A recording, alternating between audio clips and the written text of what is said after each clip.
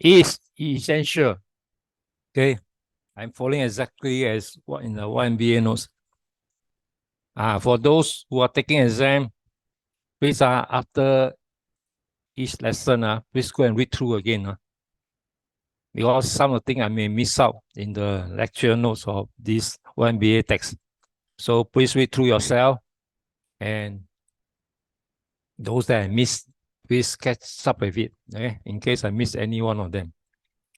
Because I don't totally take exactly from the notes. Okay. This according to YMBA text, proof of rebirth. This is interesting.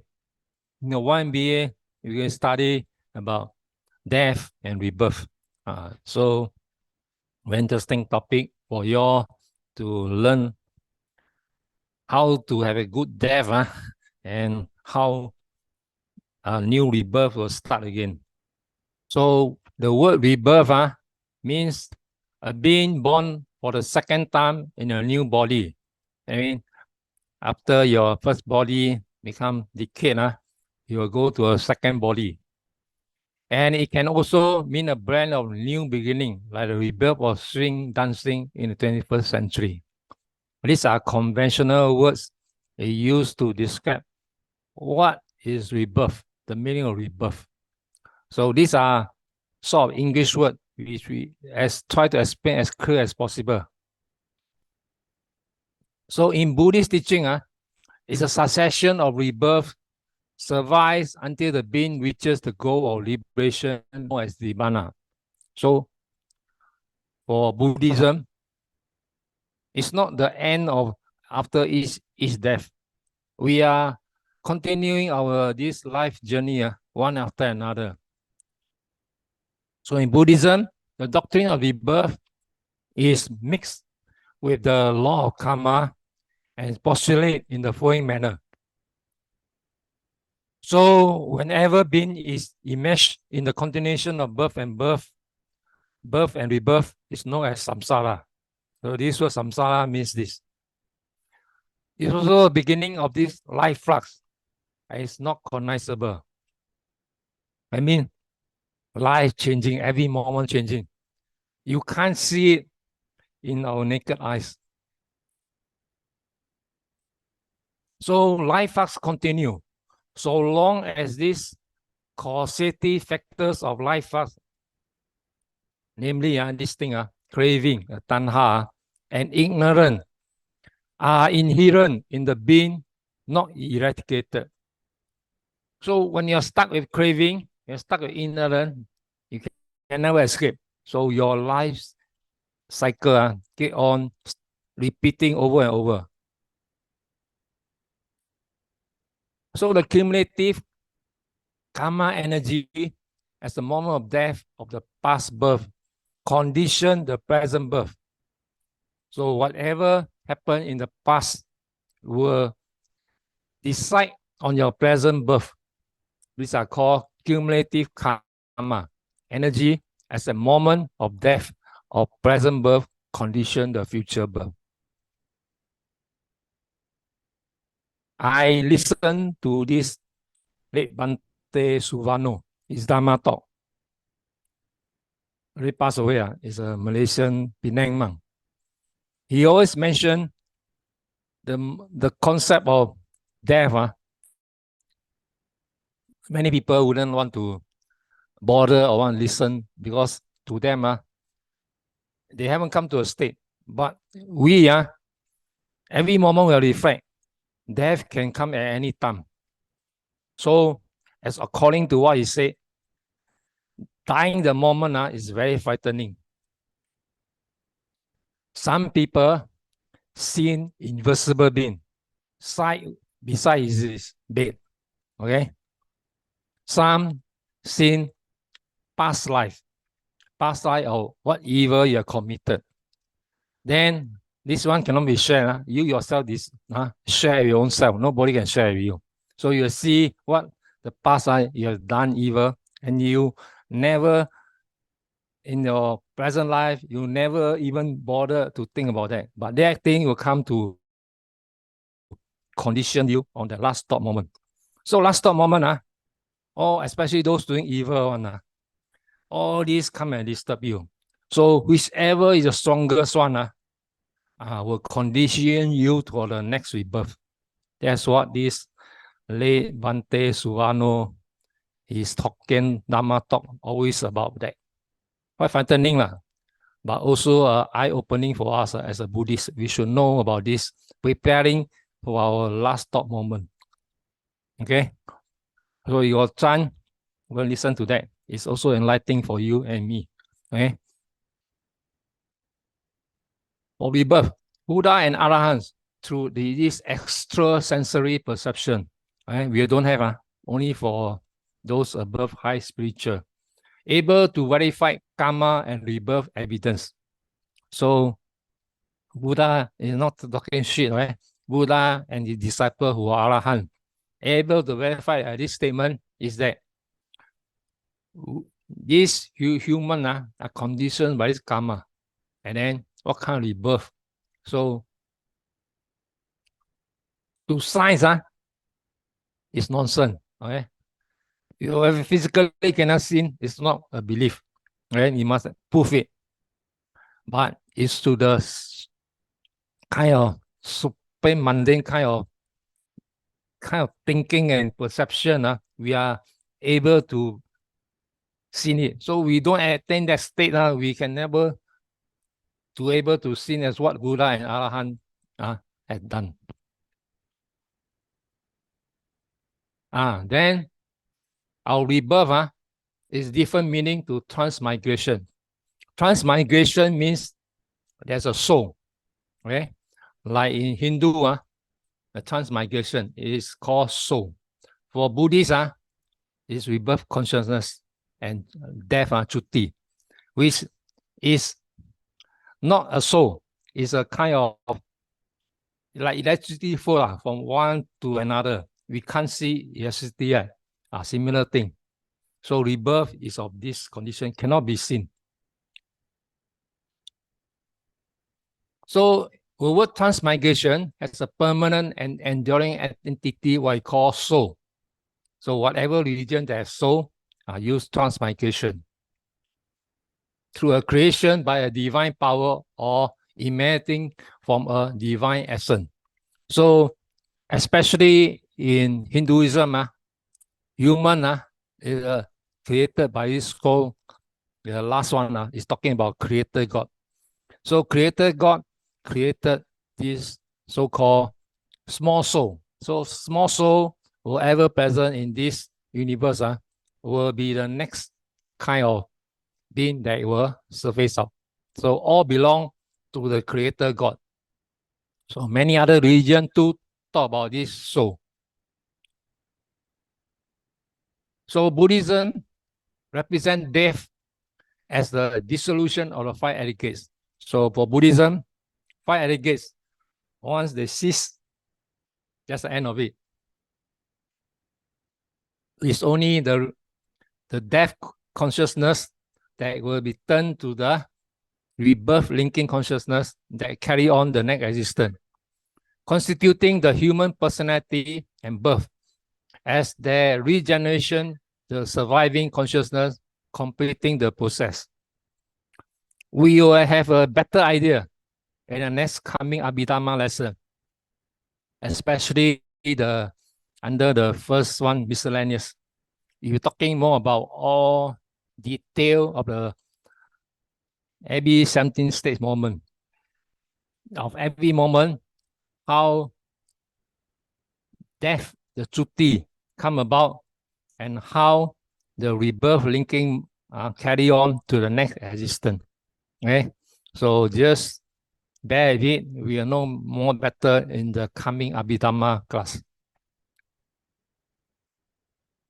So Buddha concept of life is flux, continuity and without identity.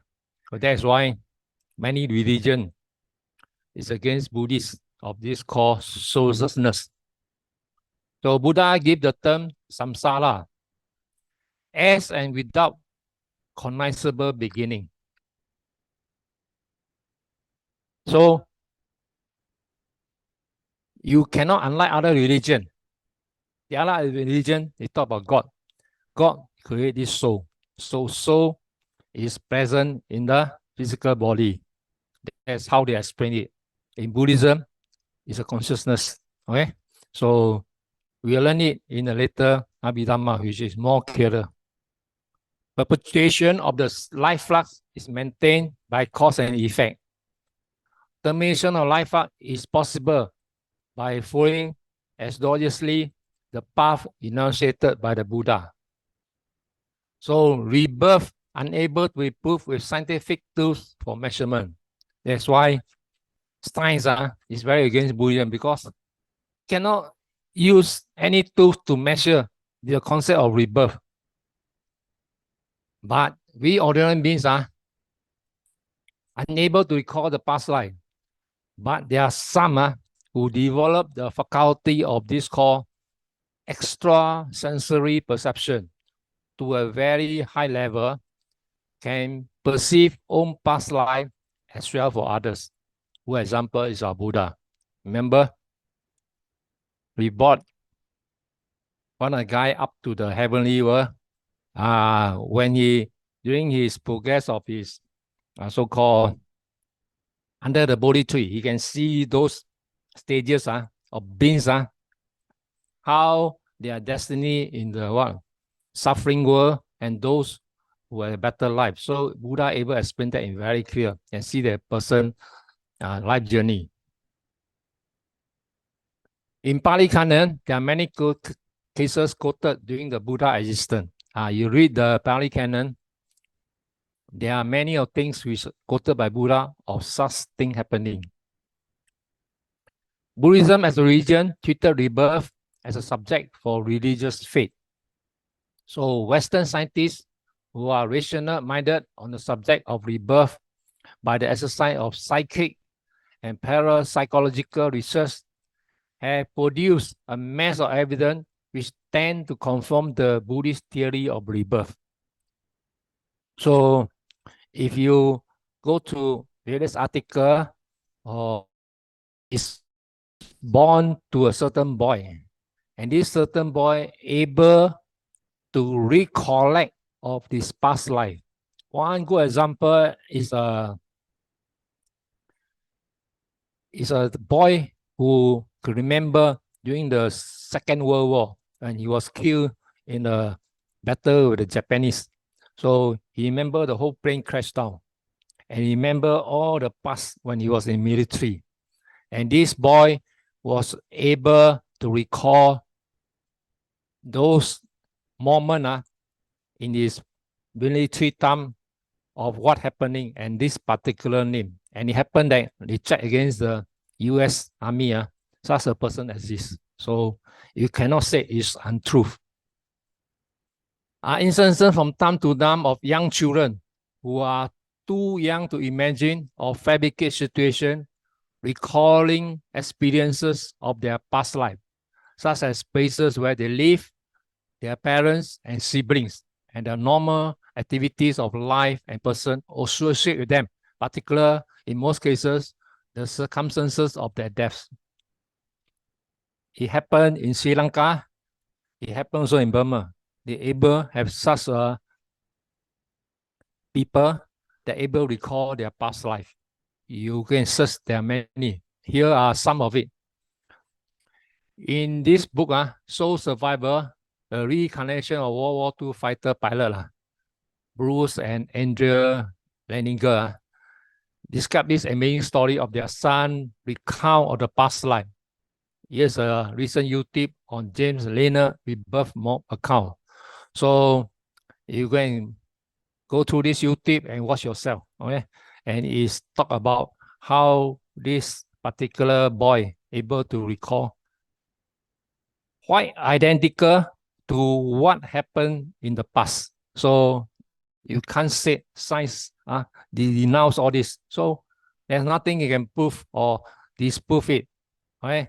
So these are things beyond science expectation. Okay? So we cannot say don't have. So this is part of it. And then you got prodigies, geniuses, and intelligent giants. Some people are born of certain criteria of certain past people. They have the capability of the past, which they inherit it, and then bring to the current moment. So fully enlightened Buddha, a known fact that is not a product of exertion in a single birth. Buddha life story about that, but accumulation of sustained exertion over countless number of lives in the past. So apart from Buddhas, history has witnessed many lesser mortals of exceptional caliber who rose to eminent, unique among mankind. So another piece of evidence coming from child prodigies. I mean, those are children who are so much better than adult, knowledgeable. So these are called the 10 mind-blowing child prodigies. So you can watch this YouTube and then you view on it and see whether you believe such thing happen. So all these I wouldn't say is false, and you can neither say it's true, okay? But this such thing happen, okay? So it's up to you to believe that rebirth is a thing that in Buddhism happen. Display of skill without initiation or training. This happened to some people. Instances of where young children is displaying skill in which they had no training in the present birth or speaking languages known to family. Okay? You can see some children is so fantastic good in mathematics, which in the past they have such an experience that they can bring it to this future, that they can present it and learn it faster, especially those in China. What happened? A 6-year-old child can complete the university because normal conventional children, they will take a number of years to complete every stage. But to him, it's so simple that he is of a highly qualified university student. And some of the people can speak foreign languages, which you can never expect from a children. Right? So such thing happen. This may be well to the skill they brought into this birth from the past birth. So how we explain this? This is that to say your past birth, whatever you are expert on it, you can bring it to the current birth. So there are such people. And here is a 3-year-old chanting Buddhist Sutta. 3-year-old can chant Buddhist Sutta and doing a very good job. And a 3-year-old memorized such complex lines of Sutta. So you can view this YouTube to watch. I hope it's still there. And then you can see how a 3-year-old able to master the Pali chanting.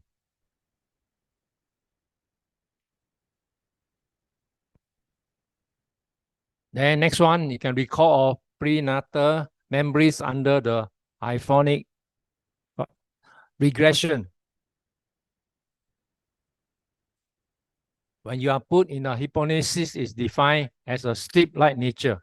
I mean, some of those professionals can put you into a sleep state, which the mind responds to the external suggestion and can recover forgotten memories. Right? There are such specialty, especially for those in the medical field. They're able to do that. So this hypnotism is used as a means of uncovering latent memory of past life of ordinary people.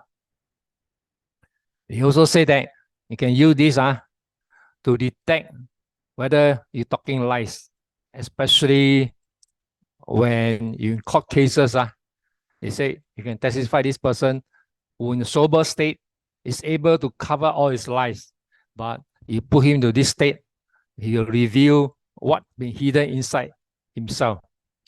So it has been found that recession could be carried back beyond early infancy, even to revive prenatal memories. I mean, his past life.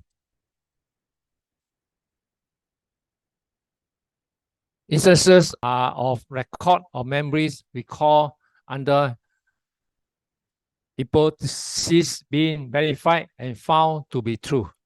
Okay, so you cannot say this is false. There are such cases when you put them, they can recall in the past and you can check if the particular person, relative, or whatever in the past are related. They will find that many of these things are true.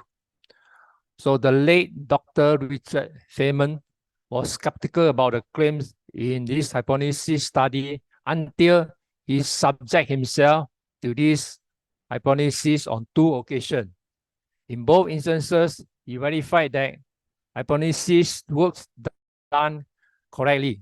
He described these 2 cases in his book called Surely You Are Joking, Mr. Feynman. So you can also watch this in this YouTube, or you read this book on this page 66, 68. You can see what kind of evidence they can prove. Okay, with this is a simple thing on rebirth. Okay, any more question? Brother Lau, Yeah. I think the scientific proof are more of correlation, no direct proof. Yeah. Cannot be measured. Yeah, cannot measure. That's why in science, they wouldn't accept such a thing until today. So Buddhism is to the mental one. Then you can, if you progress to that kind of mental state, spiritual development, then you are as good as Buddha.